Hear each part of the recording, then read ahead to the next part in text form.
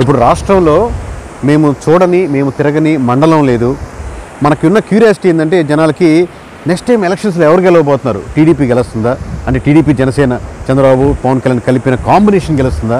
లేదా మళ్ళీ మన జగనన్న ఎన్ని సీట్లు వస్తాయి? తగ్గచ్చేమో 10 సీట్లు, మళ్ళీ జగనన్న వస్తాడులే.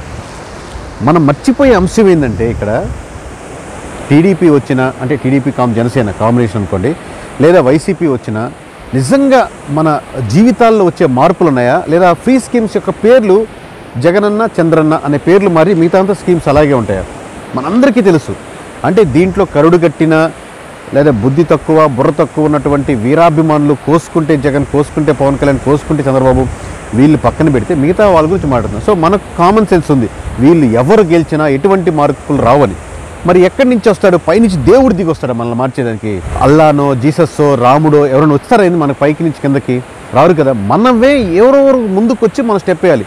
ఎవరో ఒకరంటే ఒక్కడు కాదు, అంటే ఒక్కడు వస్తే ముందుకి మళ్ళీ సేమ్ అదే ఇండివిజువల్ పొలిటికల్ పార్టీలాగా అవుతాయి. అంటే ఇలాంటి ఆలోచనలు ఉన్న వాళ్ళంతా కలిపి ముందుకొచ్చి ఈ దేశాన్ని సమూలంగా కోకటి వేలతో సహా మేము మార్చగలం నమ్మకాన్ని ఇచ్చి, కాన్ఫిడెన్స్ ఇచ్చి, ఖచ్చితంగా మంచి హాస్పిటల్స్, స్కూల్స్, రోడ్స్, ఎడ్యుకేషన్లో ఉన్న మార్పులు, కావాల్సిన మార్పులు, చదువుకున్న తర్వాత మంచి ఉద్యోగాలు, దేశాలు వదిలి వెళ్ళడం కాదు, విదేశాల నుంచి ఇక్కడ తిరిగి వచ్చేదానికి విధంగా ఇక్కడ నిర్మించుకునే విధంగా దేశాన్ని నిర్మించుకునేటువంటి యువత ఖచ్చితంగా రావాలి, ముందుకు రావాలి. అలాంటి వాళ్ళని కలిపేటందుకు మేమేదో నాయకులు అయిపోదాం, ఎమ్మెల్యేలు అవుదాం, ఎంపీలు అవుదాం అని కాదు.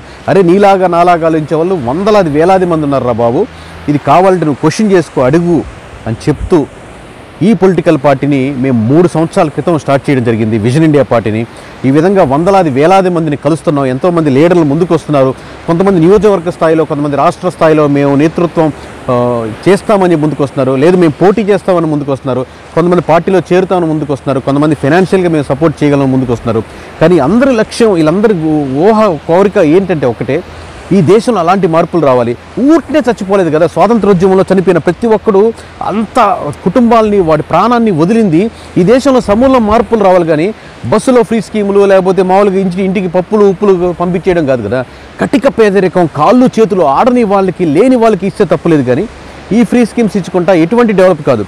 సో ఇలాంటి మార్పులు రావడం కోసం, ఎటువంటి మార్పులు దేశంలో విద్య, వైద్యం, దాంట్లో ఉద్యోగాలు, కరప్షన్ లేనటువంటి, భయపడేటువంటి, ఒక గవర్నమెంట్ ఉద్యోగి కరప్షన్ చేయాలంటే, 100 రూపాయలు డబ్బులు అడగాలంటే భయపడేటువంటి సిచ్యువేషన్ తీసుకురావడానికే విజన్ ఇండియా పార్టీ మేము ముందుకు వస్తుంది.